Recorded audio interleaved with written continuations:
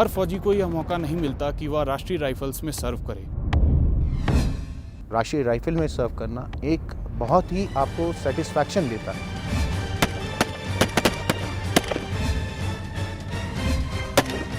अगर हमारे पास कोई स्पेशल इनपुट है तो हम MBCP या सर्च ऑपरेशन की कार्रवाई करते हैं, जो हमारी QRTs करती हैं।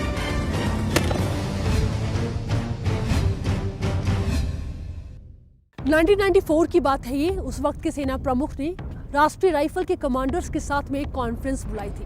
उस कॉन्फ्रेंस में उन्होंने बड़ी ही महत्वपूर्ण बात उन लोगों के साथ में साझा की। उन्होंने कहा कि ये बात है 90 के दशक से पहले, जब प्रधानमंत्री किसी हवाई दौरे पर थे और उसी वक्त जब वो फ्लाइट पे मौजूद थे, तब राष्ट्रीय राइफल के गठन को मंजूरी मिली थी।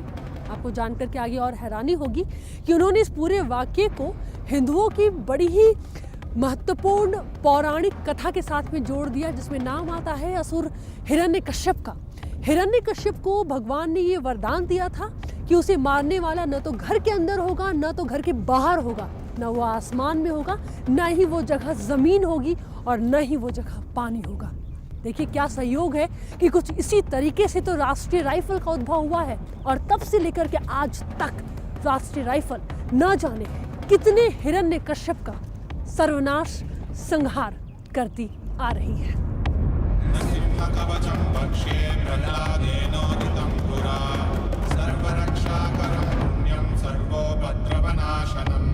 सर्वसंपत्करं चैव स्वर्गमोक्षप्रदायकं ध्यात्वा नृसिंहं देवेशं हेमसिंहासनस्थितम्।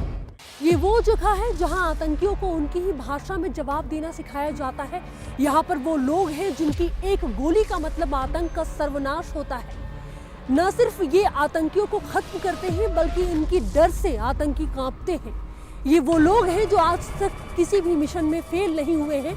यूं ही इनको राष्ट्रीय राइफल नहीं कहा जाता है, जिसका दूसरा मतलब होता है आतंक का काल।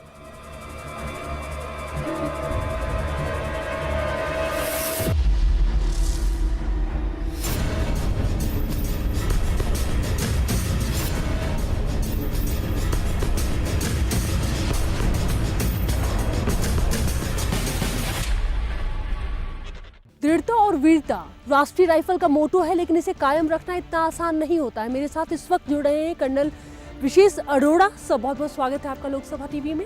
हम देख रहे थे, अभी हमने शूटिंग देखा, उसके बाद हमने देखा कि पेट्रोलिंग, और यहीं पे नहीं, हमने कई इलाकों में जाकर के जो इस वक्त हमने कवर किया है कैमरे के माध्यम से, टेरेन हमने बहुत अलग अलग देखा।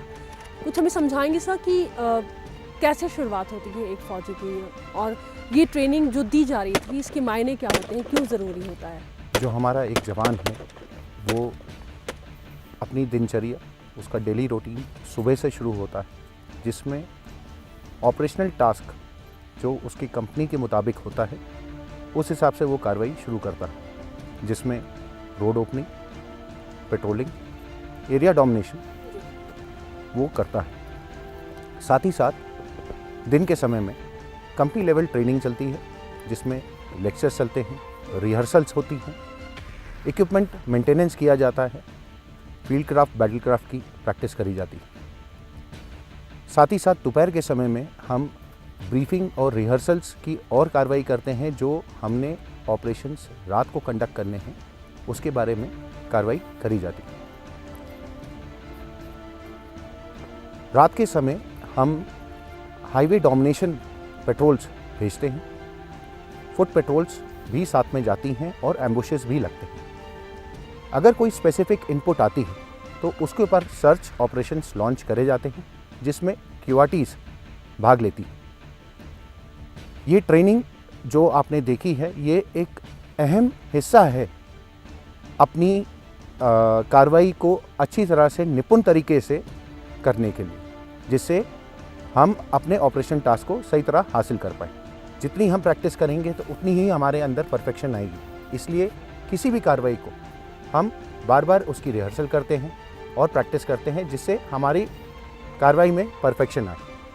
आपने कहा कि जब कभी स्पेसिफिक अगर कोई इनपुट्स आता है तो उसके लिए हम एक अलग सी तैयारी करते हैं, QRT भी इसमें भाग लेती है। लेकिन मुझे बताइए सर कि इसके लिए कितना वक्त, अगर तैयारी के लिए कितना वक्त चाहिए होता है? और मान लीजिए कि अगर बहुत अचानक से अगर कोई ऐसी इन्फॉर्मेशन आई और जो रात में, तो किन बातों को अपने दिमाग में रखना चाहिए, या फिर जो हमारी जो पेट्रोलिंग निकलती है अगर नाइट के टाइम, तो उसकी उस वक्त की क्या खास तैयारी आप लोग करते हैं? रात के समय पेट्रोलिंग जो निकलती है उनकी डिटेल्ड में ब्रीफिंग होती है और वो अपनी कार्रवाई को रिहर्स करती है, जिसमें सारी कंटिंजेंसीज को दिमाग में रखा जाता है और उनकी प्रैक्टिस करी जाती है, जिससे कोई कंटिंजेंसी आने पर उसका सही तरह से हम उस पर कार्रवाई कर सकें।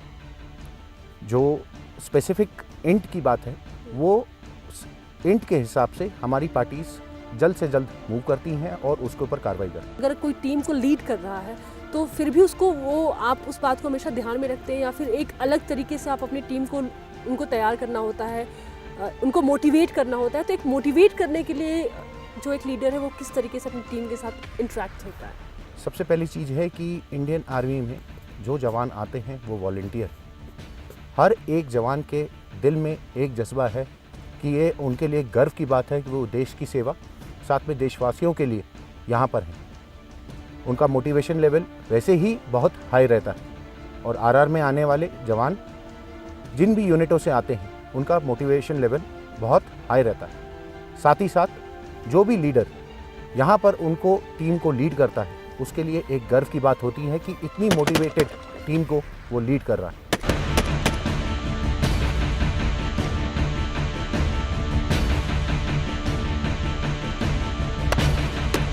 दिन हो या रात, शायद मुझे नहीं लगता है कि ये दिन और रात भी देखते होंगे। नायक रविंद्र शर्मा है हमारे साथ में। अभी आपने देखा कि किस तरीके से शूटिंग की जा रही थी और नॉर्मल डेली रूटीन का ये हिस्सा है, लेकिन फिर भी हम इनसे समझेंगे कि सर क्या है, मतलब एक फौजी के दिन की शुरुआत कैसे होती है? मैम, फौजी की दिनचर्या जो है एक उसकी कंपनी के प्राइमरी टास्क के ऊपर डिपेंड करती है कि उसकी कंपनी का प्राइमरी टास्क क्या है यहाँ पे, तो या उसको रोड ओपनिंग या ऑपरेशनल काम। तो इस इलाके में एक दिनचर्या सुबह मॉर्निंग से लेके सर्चिंग की कार्रवाई, रोड ओपनिंग की कार्रवाई, कॉन्वॉय प्रोटेक्शन, उसके बाद दोपहर के समय अपने वेपन इक्विपमेंट मैनेजमेंट, और हमारी क्लासेस चलती हैं जो हमारी वेपन के बारे में, और रात के समय अगर हमारा कोई ऑपरेशन चलना है उसके बारे में हमारी रिहर्सल, उसके बारे में हमारा प्रैक्टिस की जाती है। और स्पेशल इनपुट पे अगर हमारे पास कोई स्पेशल इनपुट है तो हम MBCP या सर्च ऑपरेशन की कार्रवाई करते हैं, जो हमारी QRTs करती हैं। रात के समय पोस्ट सिक्योरिटी ड्यूटी, जो कि रूटीन में आज एक सिपाही होगा तो कल दूसरा चेंज करके दिन और रात के समय पोस्ट सिक्योरिटी ड्यूटी की जाती है। ये एक सिपाही का दिनचर्या। मैंने एक लाइन कही कि दिन और रात, पता नहीं शायद आप लोग देखते हैं होंगे या नहीं। आपने कहा कि सुबह से शुरुआत होती है, लेकिन ज़रूरी नहीं है कि आपकी रोज़ सुबह की शुरुआत शांति से हो। नहीं मैम, और उसमें चेंजेस ना आए, ये कन्फर्म नहीं है। हम अपने देश की सेवा करने के लिए हम सभी सैनिक जो है वॉलंटियर हैं। कभी भी हमें किसी भी टास्क को करने का मौका मिल सकता है, तो हम उसके लिए तत्पर हैं, चाहे हमारे देश की सुरक्षा हो या देशवासियों की सुरक्षा। इसके लिए हम 24 घंटे तैयार हैं और ये हमें सौभाग्य की बात है कि हमें अपने देश की सेवा करने का मौका मिल रहा है।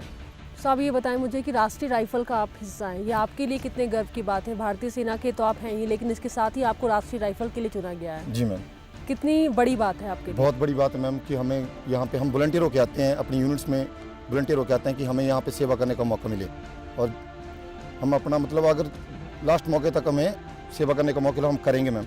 जो हमें टास्क मिलते हैं, वॉलंटियर भी हम वॉलंटियर हैं, कहीं भी किसी भी ऑपरेशन के लिए हमें चुना जा सकता है, तो हम मना नहीं कर सकते हैं।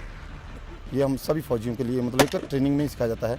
कोई भी टास्क मिले उसके मना नहीं है, दिन हो रात हो, जब भी आदेश मिलेगा उस काम को हम करेंगे। साहब बहुत बहुत शुक्रिया हमसे बात करने के लिए। पेट्रोलिंग के कुछ पार्ट अब हम आपको दिखाएंगे, और चलिए वहाँ पर चलते हैं, और वहाँ पर जाने के बाद में हम बातचीत करेंगे और समझेंगे कि उस दिनचर्या का मतलब क्या होता है। और पेट्रोलिंग खास करके इस टेरेन में जहाँ पर विजिबिलिटी कई बार तो ज़ीरो हो जाती है, जैसा कि अभी मुझे भी बहुत साफ यहाँ पर अभी नज़र नहीं आ रहा है, लेकिन ऐसे मौके में भी हर वक्त रात में अलग, दिन में अलग पेट्रोलिंग होती है। इसके मायने क्या है, आइए समझते हैं।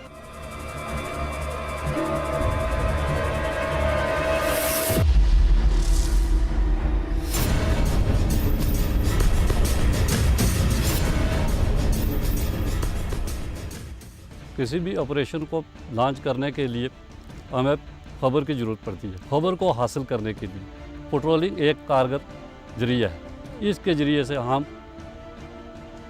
खबर हासिल करके अपने इलाके में ऑपरेशन कर सकते हैं और सिविल जनता के साथ अपना लाभ बना सकते हैं। जिस इलाके में भी आप लोग पेट्रोलिंग पर निकलते हैं तो क्या उस इलाके की पूरी जानकारी पहले से ही रख लेते हैं, या फिर जिस तरीके से आप अभी हम देख रहे हैं कि अभी हमारे पीछे भी जो बंदे हैं हमारे पेट्रोलिंग कर रहे हैं, हमें कुछ रात के बारे में बताइएगा कि अगर आप रात में कर रहे हो पेट्रोलिंग तो किन बातों को अपने दिमाग में रखना पड़ता है आप लोगों को, क्योंकि हर बार जो टेरेन है वो ऐसा नहीं है कि आपके लिए वो जान पहचान का हो, मतलब कई बार ऐसे रास्ते होंगे जिनको आप नहीं जानते होंगे और अचानक से कह दिया गया हो कि नहीं आपको उस तरफ एक बार देख करके आना, तो ये रात की तैयारी कैसे होती है? रात के दौरान पेट्रोलिंग जाने से पहले उसके बीच में डिटेल में ब्रीफिंग किया जाता है और उसके रिहर्सल किया जाता है। रात को पेट्रोलिंग जाने से पहले हमारे पास नाइट इक्विपमेंट हैं और उनके ज़रिए हम इलाके का ऑब्जर्वेशन करते हैं और मूव करते हैं। हरकत टैक्टिकल होती है और बॉन्ड टू बॉन्ड हरकत की जाती है। एक बॉन्ड से दूसरे बॉन्ड तक जाने के बाद उसे टैक्टिकल स्कोर किया जाता है और अगले बॉन्ड पर मार्च किया जाता है। साहब कई बार आप लोग निकलते होंगे, अगर मान लीजिए कि आप किसी विलेज में गए और आरआर के लिए तो कहा ही जाता है कि वो जिस इलाके में होते हैं तो वो तो गाँवों को एक तरीके से गोद ले लेते हैं, सारे वो उनके अपने लोग बन जाते हैं, काफ़ी आप लोग फैमिलियर हो जाते हैं क्योंकि आपको उन्हीं सिविलियंस के साथ में मिलना होता है। तो जब आप मिलते हैं तो किस तरीके की बातचीत आपकी होती है उन लोगों के साथ में, या फिर किस तरीके से वो आपके साथ में इंटरेक्ट करते हैं? हमारा जो जिस इलाके में ऑपरेट करते हैं वो इलाका हमारा AOR होता है, उसके बारे में हम अच्छे तरीके से पहले से ही जानते हैं। वो उन लोगों के साथ हम नरमाता से बात करते हैं, वो उन लोगों को ऐसा लगता है कि ये हमारे परिवार हैं। जैसे हम अपने परिवार से बात करते हैं इसी प्रकार से हम उन लोगों से बातचीत करते हैं। कैसी बातचीत सिविलियंस के साथ में होती है? बातचीत हमारी उनके साथ होती है कि अगर उनको कुछ ज़रूरत है, कोई परेशानी है तो हमारे से बातचीत करते हैं, वो जो हमारे से हल हो सकती है। जैसे कि आज के दौरान समय में बर्फ़ पड़ी है, गाँव काटा हो चुके हैं, तो कोई दवाई वगैरह जो हम उनको बेसिकली दवाइयाँ बांटते हैं, या किसी इलाके में आग लग जाती है तो आग को बुझाने में मदद करते हैं, और जो मदद हमारे से नहीं हो सकती वो सिविल प्रशासन के ज़रिए उनकी हल करते हैं। साहब आप आरआर में जुड़े हो, कैसा लगता है आपको और आपके लिए ये मतलब गौरव की बात है? कुछ शब्दों में हमें समझाना चाहेंगे? हाँ, बहुत अच्छा है कि हमारे देश की सेवा करने का मौका मिला और हम इस जगह पर ऑपरेट कर रहे हैं। तो देखिए यहाँ पर सिविलियंस भी हैं और यहाँ पर सिविलियंस की सेवा भी है, और इन्हीं सारी बातों को ध्यान में रख कर, ज़रूरी नहीं क्योंकि अभी आप मेरे आसपास देख रहे होंगे कि ये तो खैर वो इलाका है जहाँ पर में इस वक्त पॉपुलेशन नहीं है, लेकिन जब ये वैसे एरिया में होते हैं जहाँ पर विलेजेस होते हैं तो उन्हें पता है, क्योंकि जब बर्फ़ पड़ती है तो ऐसे मौक़ों में सड़क से गाँव की दूरी काफ़ी कट जाती है, तो अगर वहाँ पर कुछ ठीक भी करना है या फिर उन जो सड़क होती है उसको दोबारा उन चलाना है तो कहीं और बाहर से लोग नहीं आते हैं। ये वही आरआर है जो कि आतंकियों को मारने के लिए अगर बंदूक उठाती है, तो अगर बर्फ़ पड़ी हुई है या फिर अगर जो विलेजर्स हैं उनको दिक्कत हो रही है तो उनके लिए भी वो उस रोड से बर्फ़ हटाती है ताकि वो एक गाँव से दूसरे गाँव को जोड़ सके।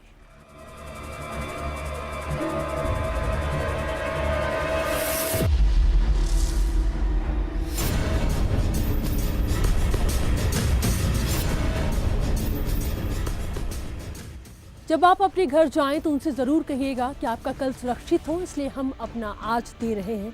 हर फौजी देखिए इसी बात को कायम भी रखता है और ये बात आपके लिए भी है, और इन लाइनों को किसी परिभाषा की ज़रूरत नहीं है और इस जगह को भी किसी परिभाषा की ज़रूरत नहीं है। ये वॉर मेमोरियल है और मेरे साथ में कैप्टन अखंड प्रताप सिंह है। सर बहुत बहुत स्वागत है आपका लोकसभा टीवी पर। मैं आपसे किसी सवाल की शुरुआत करूं उससे पहले तो हमें इस जगह के बारे में ज़रूर बात करना चाहिए। हम इस वक्त वॉर मेमोरियल पर हैं।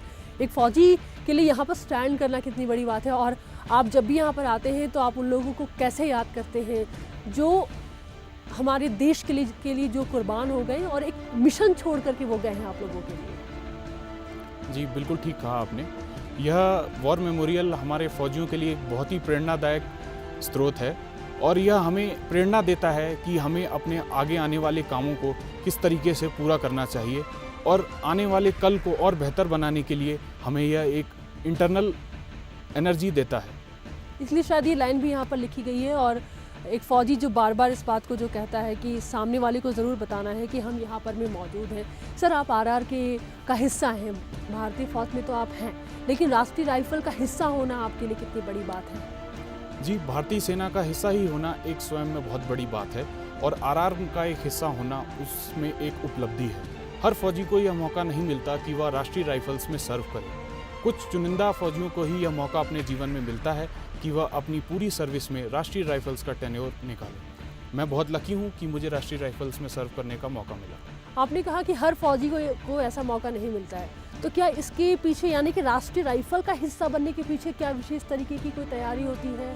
क्या मेंटल फिटनेस या फिर फिजिकल फिटनेस, हम तो इसको तो बिल्कुल सबसे पहले रखा जाता है फौज में, क्या कुछ खास विशेष तरीके की तैयारी आप लोग करते हैं और जो आप करके आज यहाँ पर आए हैं? जी बिल्कुल ठीक कहा आपने।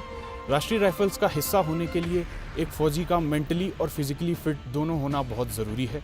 फिज़िकल फिटनेस से वह अपने सारे काम, ऑपरेशनल टास्क और मिशन को पूरा कर सकता है, और मेंटल फिटनेस से उसको इन ऑपरेशनल टास्क और मिशन को पूरा करने की शक्ति मिलती है।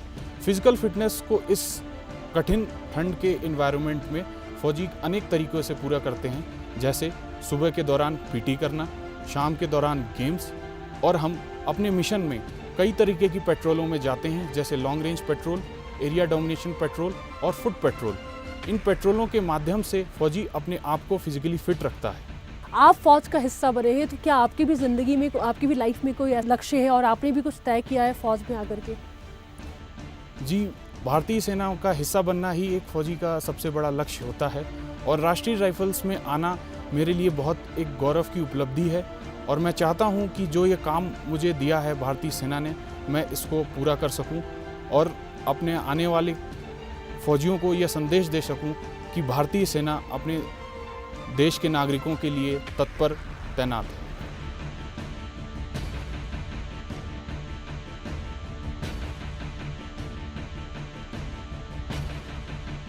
ये तस्वीरें हम आपको इसलिए दिखा रहे हैं ताकि हम आपको समझा सकें कि फ़ौज का एक और काम है जो जितने भी आम लोग हैं उनके साथ में मिल करके करना और ख़ास करके उनकी मदद करना, और उसी के तहत फ़ौज एक सद्भावना नाम का कार्यक्रम भी चलाती है।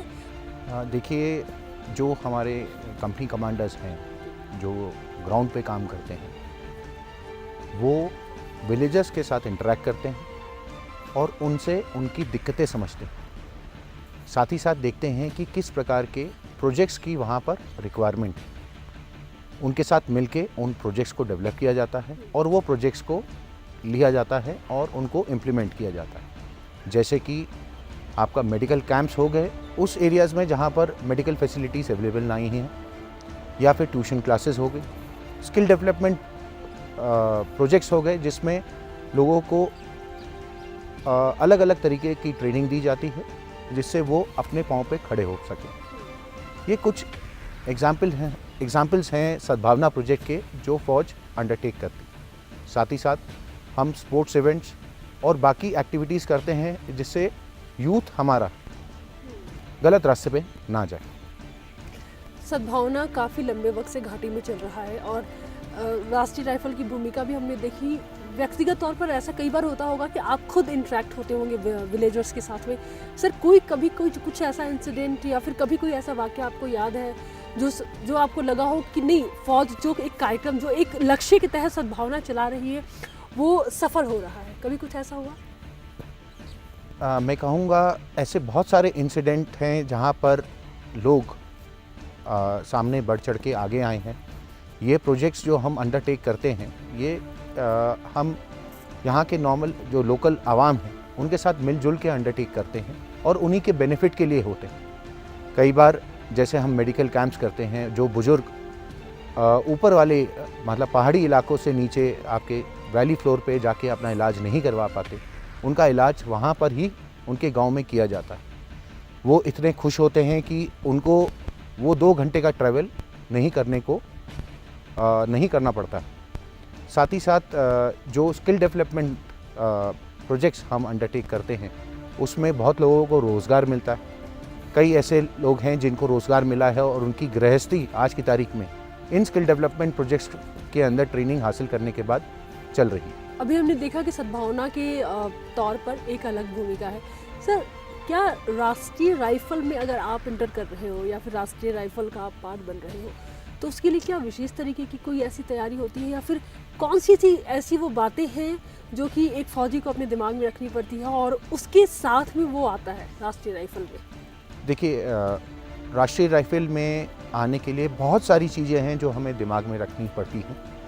पहली चीज़ तो ये है कि हमें ये मालूम होना चाहिए कि हम अपने ही देशवासियों के साथ और उनके ही एरिया में मिलजुल के ऑपरेट कर रहे हैं। यहाँ के मैक्सिमम लोग अमन और शांति चाहते हैं। बहुत ही कम लोग हैं जो गलत रास्ते पे हैं। एक सैनिक जो राष्ट्रीय राइफल में आता है वो मेंटली और फिजिकली फिट होना चाहिए। साथ ही साथ एक सैनिक जो राष्ट्रीय राइफल में यहाँ पर ऑपरेट करता है वो यहाँ का लोकल ट्रेडिशन, कल्चर, रख रखाव और जो यहाँ की वैल्यू सिस्टम उसको अच्छी तरह भली भांति जानने की कोशिश करता है।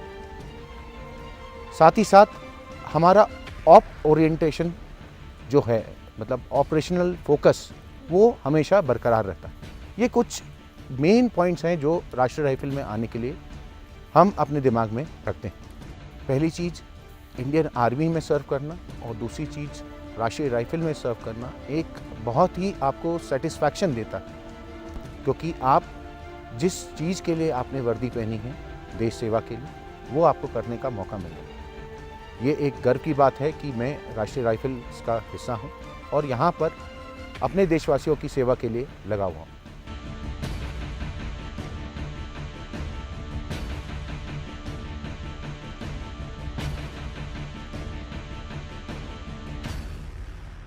यह कहानी है पिछले 28 सालों में 12,000 आतंकवादियों को परलोक पहुंचाने वाले राष्ट्रीय राइफल्स के वीरों की।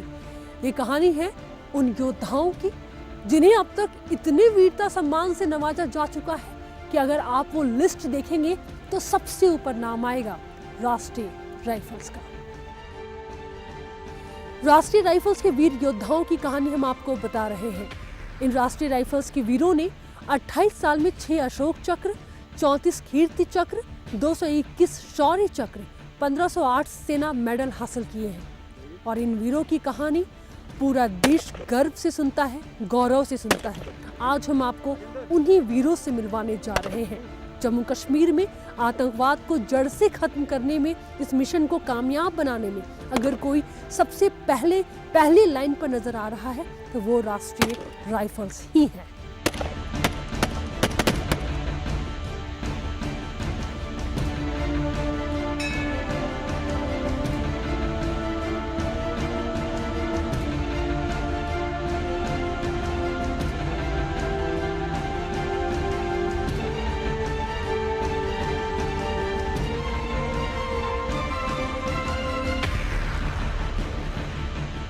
भारतवर्ष के विभिन्न संप्रदायों से आते हैं और इसी एक छत के नीचे एक ही जगह पर बैठकर बड़ी आस्था और प्रेम के साथ उस अदृश्य शक्ति परम ब्रह्म परमात्मा की पूजा, अरदास, विनती और नमाज करते हैं। इस धर्मस्थल से हमें एक कॉस्मिक एनर्जी, एक आध्यात्मिक शक्ति मिलती है जो विषम से विषम परिस्थितियों में भी युद्ध में पूर्णतः किसी प्रकार के मनोविकार से रहित होकर के युद्ध करने में और युद्ध में शत्रु पर विजय प्राप्त करने में एक आध्यात्मिक शक्ति देता है, एक ऊर्जा देता है, जिसे विषम परिस्थिति में रह करके भी हम पूर्णतः अपने कार्य में सफलता प्राप्त करते हैं और सफल होते हैं। इसलिए दूसरी बात यह है कि यहाँ पर जो भी, चाहे वो जिस संप्रदाय, जिस धर्म से हो, सभी स्वतंत्र रूप से अपनी पद्धति और अपनी परंपरा के अनुसार पूजा पाठ करते हैं और यहाँ से शक्ति ग्रहण करते हैं। और यह भारतीय सेना में हर जगह दिखाई देता है और यही भारतीय सेना का परिचय है। अगर युद्ध में मारे जाओगे तो स्वर्ग की प्राप्ति होगी और युद्ध में जीत होगी तो पृथ्वी का राज भोगोगे। इन्हीं वाक्यों पर एक फौजी अपनी पूरी जिंदगी को काट देता है। और अंत में आपको यहाँ पर लाने का मकसद बस इतना था कि भारतीय सेना के सर्वधर्म के भाव को हम आपको समझा सके और साथ ही हम आपको उस जगह को दिखा सके जहाँ से भारतीय सेना को इतनी अद्भुत शक्ति मिलती है।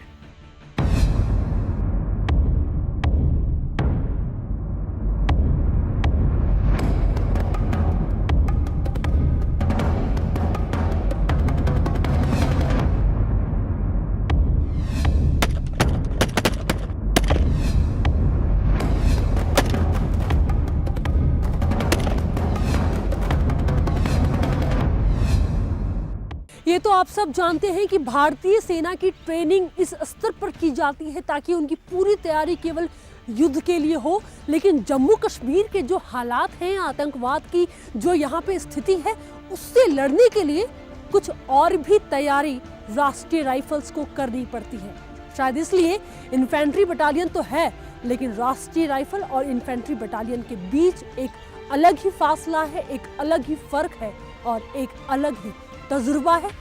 और शायद इसलिए राष्ट्रीय राइफल हर बार ये बात कहती है कि सोच रखनी है आतंकवादियों की तरह, लेकिन कार्रवाई करना है एक फौजी की तरह। आज के लिए सक्षम भारत में इतना ही। आप सब आगे भी देखते रहे लोकसभा टीवी। नमस्कार।